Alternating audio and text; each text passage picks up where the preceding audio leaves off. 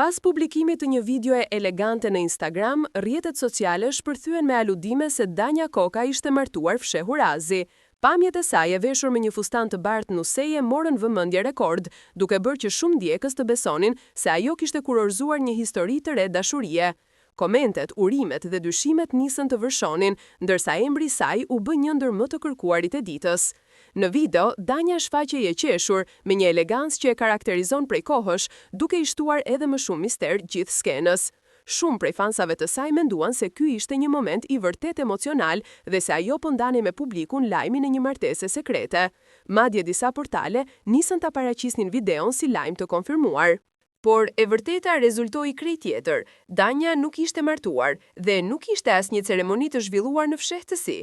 Ajo thjesht realizoi një bashkëpinim profesional me një biznes fustanesh nuserie, duke qenë se prej vitesh është një nga modelet më të kërkuara në tregun shqiptar.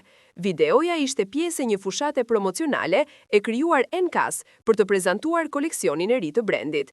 Ky bashkëpunim i dha asaj mundësinë të shfaqte anën e saj artistike, duke kombinuar elegancën me profesionalizmin. Si gjithmonë, Danja arriti të tërhiqte vëmendje maksimale, por kësaj herë ndjekësit e saj e morën videon shumë më seriozisht se sa duhej. Pavarësisht spekulimeve, ajo zgjodhi të mos reagojë menjëherë, duke lënë publikun të fliste. Në fund, gjithçka u qartësua. Videoja ishte thjesht një fushat mode, ndërsa Danja vazhdon të fokusohet në karrierën e saj si modele. Aludimet rreth martesës ajuan shumë debat në rrjet, por një gjë mbetet e sigurt, çdo paraqitje e saj arrin të bëhet trend dhe të kthehet në temën kryesore të ditës.